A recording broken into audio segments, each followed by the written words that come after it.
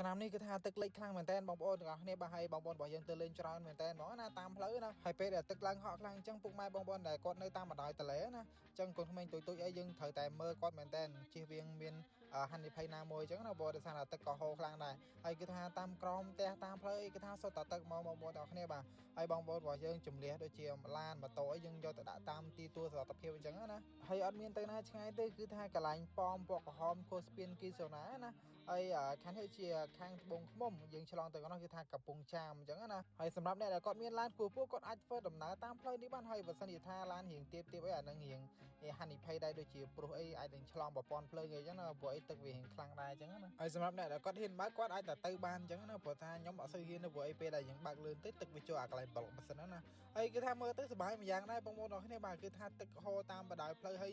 ទឹកគឺថាត្រជាក់ខ្លាំងមែនតើហ្មងណានិយាយទៅគឺថាយើងចោះពីស្ពានគីសូណាមកអាកន្លែងប៉មបោហមគឺថាទឹកពេញក្រោមស្ពាននឹងហ្មងបងប្អូនសម្រាប់បងប្អូនដែលគាត់នៅកំពង់ចាមខ្ញុំគិតថាគាត់បានទៅលេងច្រើនគ្នាព្រោះតែថាឃើញមនុស្សទៅលេងច្រើនមែនតើបងហើយមកជួរផ្លូវហ្នឹងក៏មានបងប្អូនរបស់យើងគាត់លក់ដូចជាបុកល្ហុងប្រហិតរបស់ញ៉ាំកញ្ចៀបកញ្ចប់អីដែរហើយមានអារម្មណ៍ថាប្លែកម្យ៉ាងដែរយើងញ៉ាំបដៅមួយទឹកបដៅអញ្ចឹងណាបងប្អូនហើយតាមជួរផ្លូវជីរ៉ូនេះគឺថាវាលិចរាល់ឆ្នាំគាត់ថាឆ្នាំនេះវាលិចរៀងខ្លាំងអញ្ចឹងណាបងប្អូននិយាយទៅក្រុមរបស់ពួកខ្ញុំបានមកនៅកំពង់ចាមរយៈពេល2ឆ្នាំហើយឆ្នាំទៅក៏ពួកខ្ញុំបានមកលេងដែរហើយគឺថាមនុស្សច្រើនមែនតើគឺថាដើរទៅមុខគឺថាមនុស្សច្រើនខ្លាំងមែនតើគាត់ថា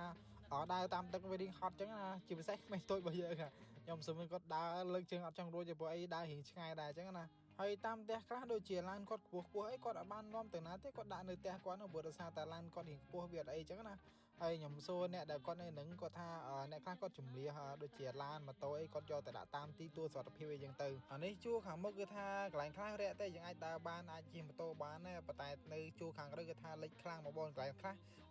រហូតដល់5ម៉ែត្រ6ម៉ែត្រអីចឹងទៅប៉ុន្តែភាគច្រើនបងប្អូនដែលគាត់រស់នៅកន្លែងហ្នឹងគាត់ប្រកបមុខរបរនេសាទអញ្ចឹងណាអញ្ចឹងគ្រប់ផ្ទះគាត់អាចនឹងមានទូកអីចឹងទៅហើយមធ្យោបាយធ្វើដំណើររបស់គាត់ជិះទូកពេលទឹកលិចអញ្ចឹងណាហើយមើលទៅវាមួយយ៉ាងដែរបងប្អូនគឺថាវាប្លែកភ្នែកសប្បាយហើយ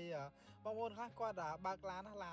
ខ្ពស់គាត់ដាក់ធុងបាសគាត់លេងមកក្រុមជុំគ្រួសាររបស់គាត់ខ្ញុំមើលទៅមានអារម្មណ៍ថាដូចកាលពេលចូលឆ្នាំគឺថាសប្បាយមួយយ៉ាងហើយកន្លែងនេះក្មេងទៅបើយើងរត់ខ្ញុំថាគ្រូទៅឲ្យលឿនមើលគាត់លើកជើងអត់ចង់រួចបងប្អូនដើរតាមទឹកណា